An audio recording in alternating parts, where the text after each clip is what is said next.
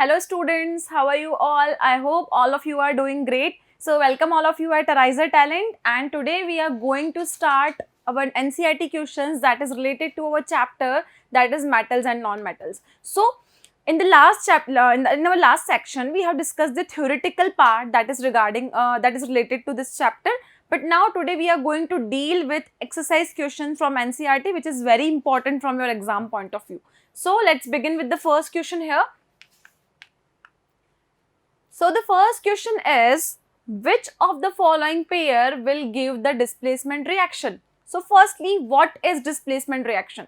Displacement reaction is the one in which a metal or ion is going to replace the other one. So if there is a replacement of single ion, you can say that it is displacement. When there is an exchange between two ions, we will say that it is a double displacement. So which is going to show you the displacement reaction? So let's see here. NaCl with copper metal. NaCl is not going to replace the copper metal because copper is less reactive in the reactivity series. So one concept you have to keep in your mind, that in between we have a hydrogen. So if a metal is above hydrogen in the reactivity series, it will show reactivity. It is reactive. But if metal is below hydrogen in the reactivity series, it is non-reactive. It means it is not going to show any reaction. So if I am talking about sodium, magnesium, aluminium, calcium, they will show the reactivity because they are above hydrogen. But if we are talking about copper, gold, silver, platinum, they lie below hydrogen in the reactivity series. So definitely they will not going to show you any reaction. So in the first case, there is no displacement reaction. MgCl2 solution with aluminium metal. MgCl2 is not going to react with aluminium metal. FeSO4 and silver metal. So silver is less reactive than Fe. It is again not going to show you any reaction. Third case, AgNO3 and copper metal. So if I am comparing Ag is silver and copper metal. So copper lies above in a reactivity series as compared to silver. Suppose if copper is lying here, silver is lying here. So which is more active? Copper is more active. So copper is able to displace silver from the salt solution. So you can see that in this reaction, definitely you are getting a displacement reaction. So you can find here that our option number D is correct. Option D. So for this, you have to learn the reactivity series in order to find out whether a metal is going to replace or displace another metal or not. Clear? Now, let's move forward to the next question.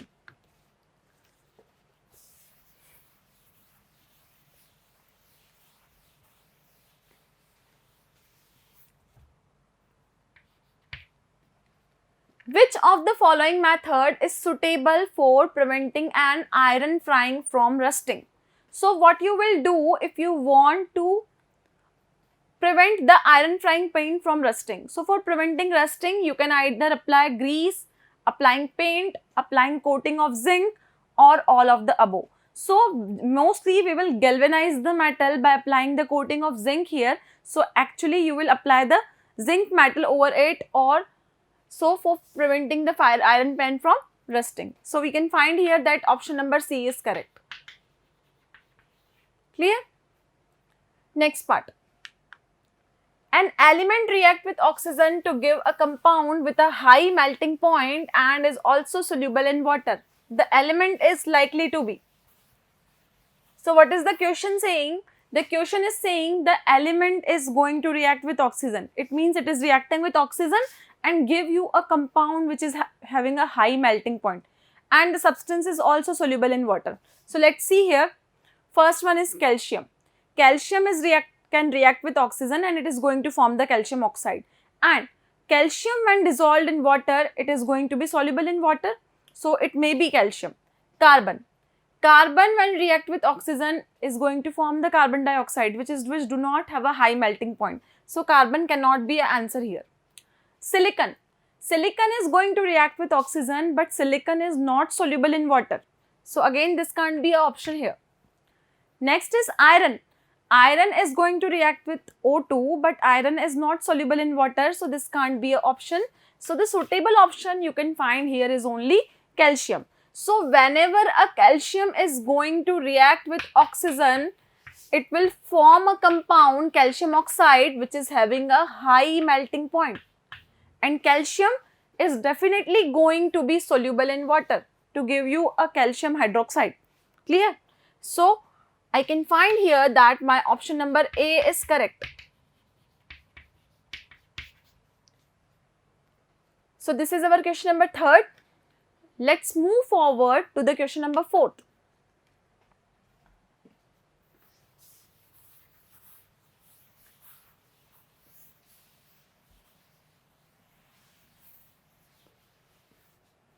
Food cans are coated with tin and not with zinc because you have seen that the food cans are generally coated with the zinc. So why they are coated with the zinc? Because zinc, and if I am comparing the tin, because food cans are usually made up of the tin. So among zinc and tin, if you do the comparison along with the reactivity series, you can easily found that zinc is more reactive as compared to tin. So the coating of more reactive metal is usually done to prevent that metal. Clear? So if I am talking about cans, it is made up of tin. And what is the coating done of? Coating is usually done of zinc. Coating is usually done of zinc. If coating is done of zinc, it means zinc is more reactive as compared to the tin here. So which is the correct option? Zinc is costlier than tin. Zinc has higher melting point than tin. Zinc is more reactive than tin, or zinc is less reactive than tin. So you can find easily that our option number C is correct in this case. So the correct option is option number C. So you can see that the reactivity series is how much important here. Clear? Now let's move forward to the question number 5th.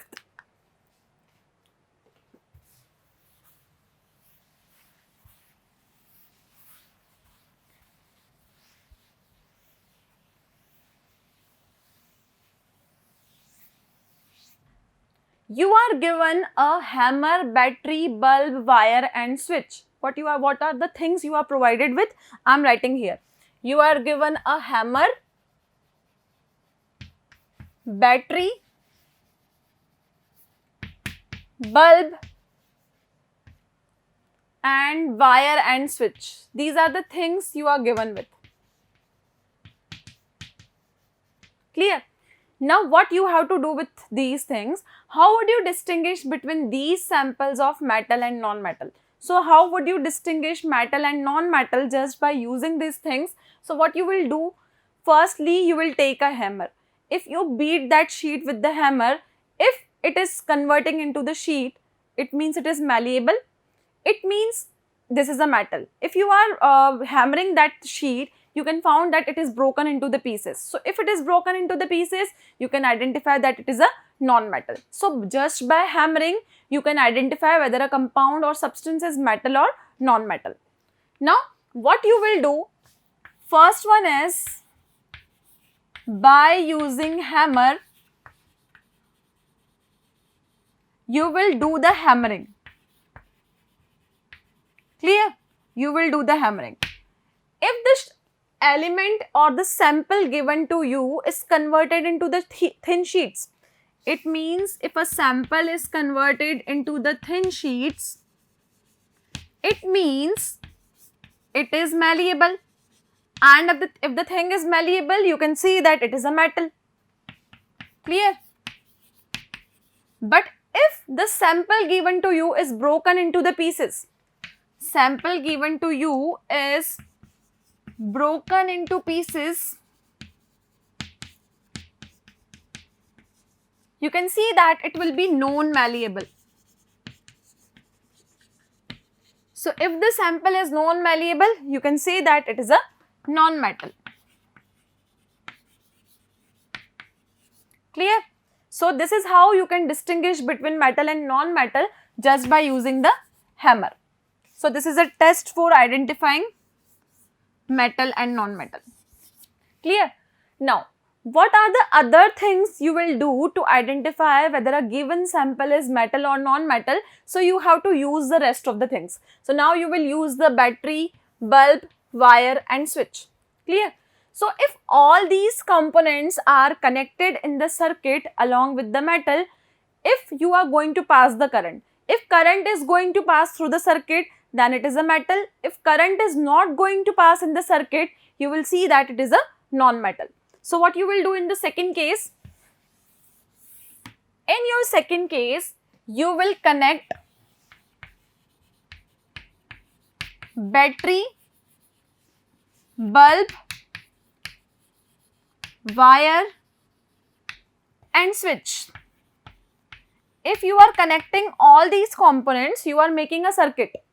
By connecting all these components, you can make a circuit.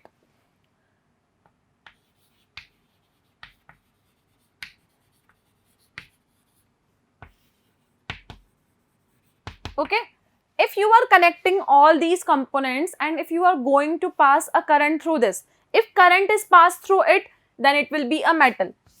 If current passed through the circuit, then it will be a metal. If current is not passed through the circuit, then it will be the non-metal. If current do not pass, then it will be the non-metal.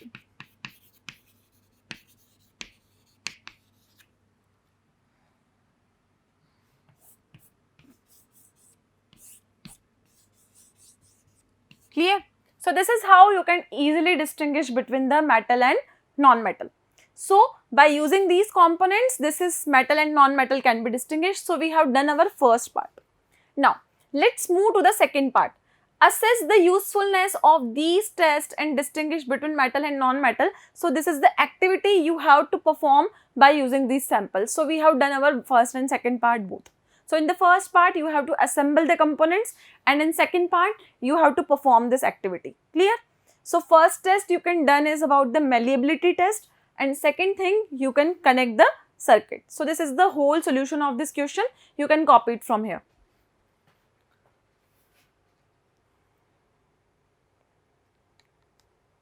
Let's move forward to the question number 6.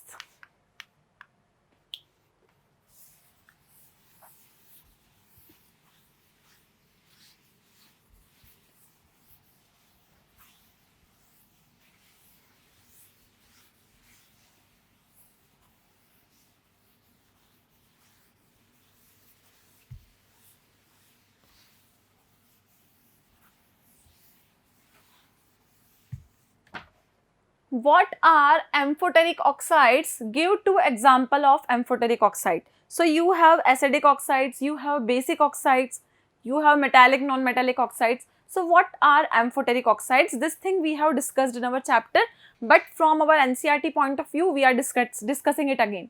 So when metal is going to react with both acids and bases, so these oxides are known as the amphoteric oxide. It means they are going to possess the property of acid character as well as the base character. So whenever a metal is going to react with acid and base both,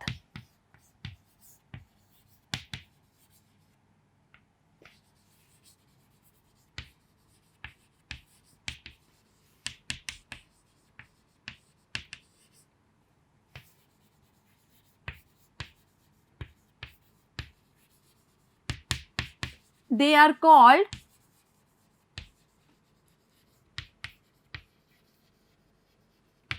amphoteric oxide. So such type of the metal which are going to react with acid and base both are known as the amphoteric oxide, and its basic examples are aluminium and zinc. Clear? So let's write the examples here. Examples are aluminium and zinc. Aluminium and zinc is going to form the amphoteric oxide. So let's do the reactions with aluminium here.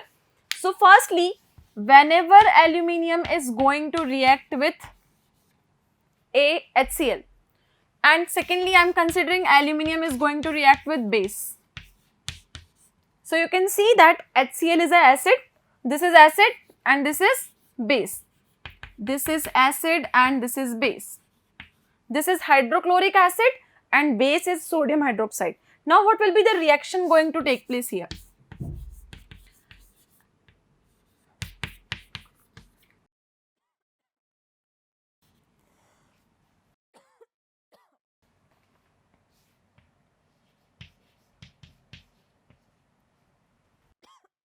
So the oxides that are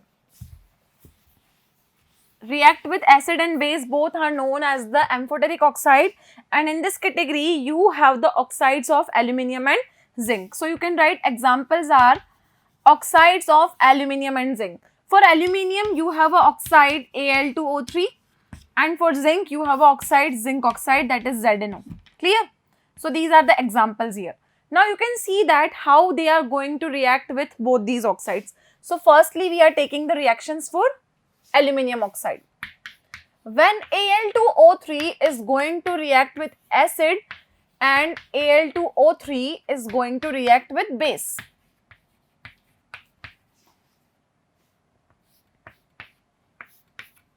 So you can see HCl is this is a acid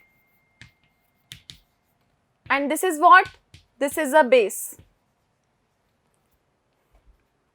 So whenever aluminium oxide is going to react with acid, it is going to form AlCl3 along with the water.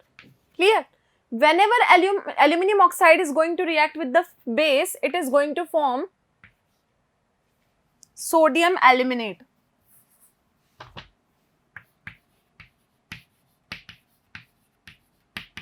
Along with water. So you can see that aluminium oxide, that is amphoteric oxide, is going to react with acid as well as base. So in the first case it is forming aluminium chloride and in the second case it is forming sodium aluminate. So this compound we are obtaining is aluminium chloride.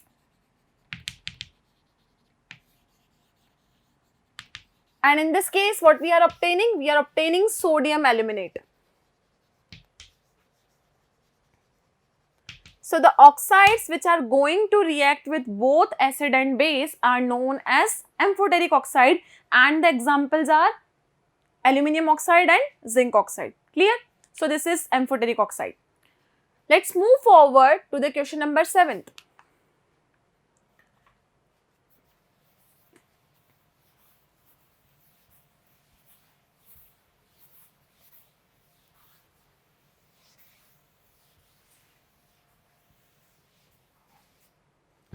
Name two metals which will displace hydrogen from the dilute acids and two metals which will not.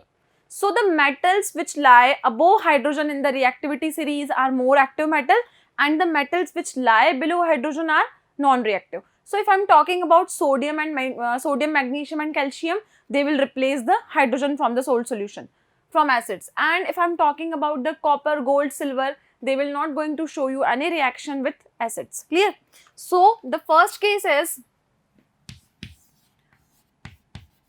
two metals which displace hydrogen.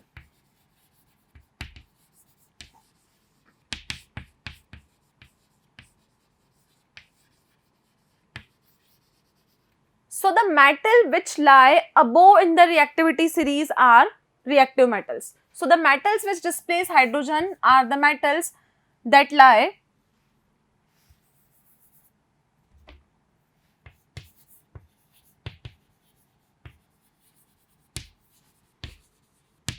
above hydrogen in reactivity series.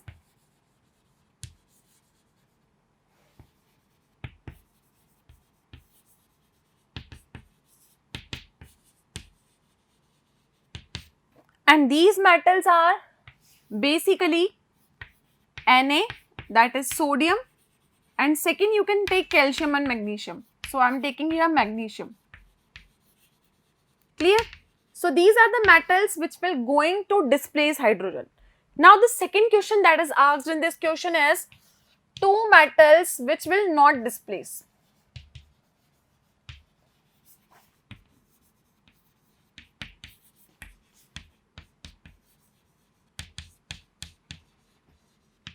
The So the two metals which are not going to displace hydrogen from dilute acids are the one which lie below hydrogen in the reactivity series. So these are the metals which lie below.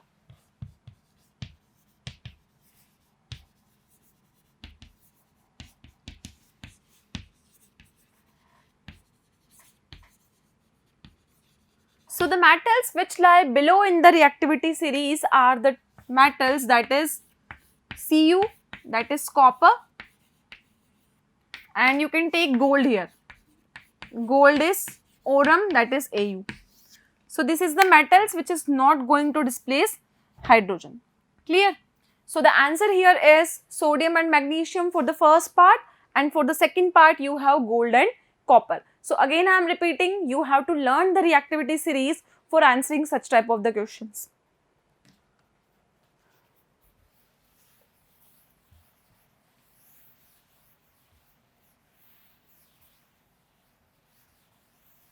Now let's move forward to the question number 8.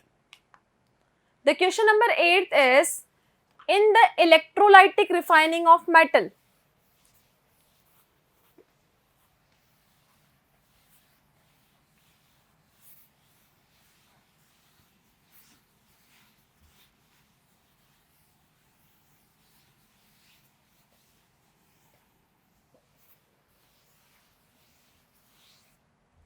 in the electrolytic refining of the metal, what would you take as a anode, cathode and a electrolyte? So if you are doing the electrolytic refining of the metal, the impure part is taken as a cathode, the pure part is taken as a anode, and if you are taking any metal, so you have to take the salt solution as a electrolyte for the similar metal. Clear? So the metal is M. The metal given to you is M. So M is the metal. So what you will make the anode? Anode is made up of the pure metal. So anode, cathode, and third one is electrolyte. Clear? So these are the things you are going to take here in this reaction. So firstly, metal M is taken and you will take the anode as a pure metal. The cathode is made up of the impure metal.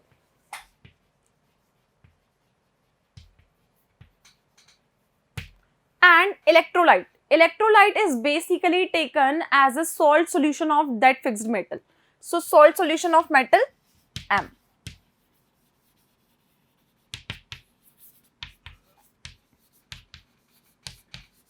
Clear? So these are the things you will take as you do the electrolytic refining for a particular kind of the metal. But one thing, anode is always taken as of a pure metal and cathode is made up of the impure metal. Clear? Let's move forward to the question number 9.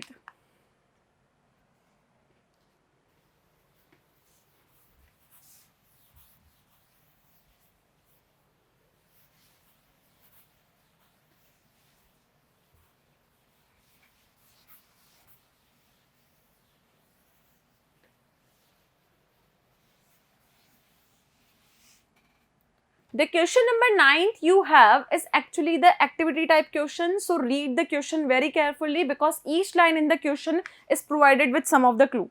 Clear? Pratyush took the sulfur powder on a spatula and heated it. So what he has done? He has taken a spatula and just substituted the sulfur powder on it. He collected the gas evolved by inverting a test tube over it as shown in the figure. So what you will do?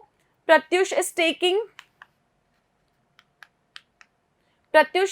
a sulfur powder in a test tube and in a spatula, and he is just heated this sulfur powder. Now the gas that is produced by heating the sulfur, he has collected in some test tube. So what you are to do with this gas? You have to identify that what will be the action of gas on dry litmus, moist litmus, and you have to write the balanced equation for the reaction taking place here.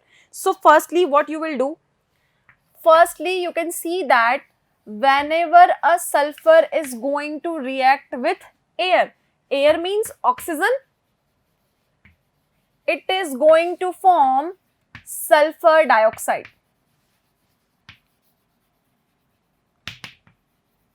It is going to form the sulfur dioxide, and this sulfur dioxide is actually acidic in nature. How could you know that this is acidic in nature? Whenever you are going to react sulfur dioxide is with water, you will get the sulfurous acid, and which is acidic in nature. Clear? So S plus O2 gives you SO2. This is SO2. So whenever SO2 is going to react with water, it is forming H2SO3. It is forming H2SO3. So this is a balanced reaction which is going to take place here, this and this one. So whenever sulfur dioxide is react with water, it is going to form sulfurous acid. Sulfurous acid, not sulfuric acid. It is sulfurous acid. So this is the reaction which is going to take place here. So I can say that we have done our third part, because in the third part we have to write the balanced equations. So now what you have to identify, what will be the reaction of the gas on dry litmus or moist litmus. So if you are taking the dry litmus, this gas is not going to show you any reaction. But if you are taking the moist litmus paper, this litmus paper is going to turn into the red, because the acid is having a characteristic that it will turn the blue into red. Clear? So in case of the dry litmus, so first part is, in case of the dry litmus, you can see that no reaction take place, no action. But in the case of moist litmus, it will turn into red. It will turn into red. And why it is turning red? Because it is an acid, and acid will have a characteristic to turn into the red. So this is our first part. This is your second part, and in the third part, you have to write the balanced equation that I have written earlier. Clear? So this is the whole solution of this question. So this is the conceptual question you have in this sequence. So these questions are all over for today. We will deal with the rest of the questions in next lecture. Thank you so much and have a wonderful day.